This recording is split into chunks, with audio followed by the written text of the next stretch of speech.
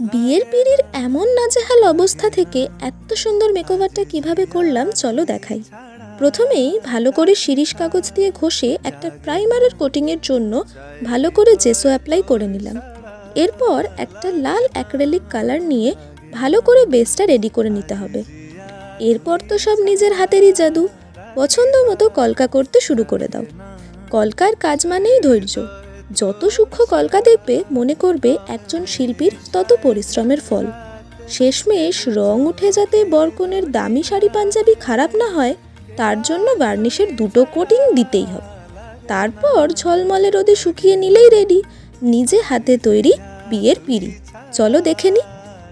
লাগে না লাগে না আজ জিয়া তুই ছাড়া ডাকিতা। কি এত দূর যখন দেখেই ফেলেছো, ফলো বা সাবস্ক্রাইবটা করেই ফেলো পরের ভিডিওর জন্য।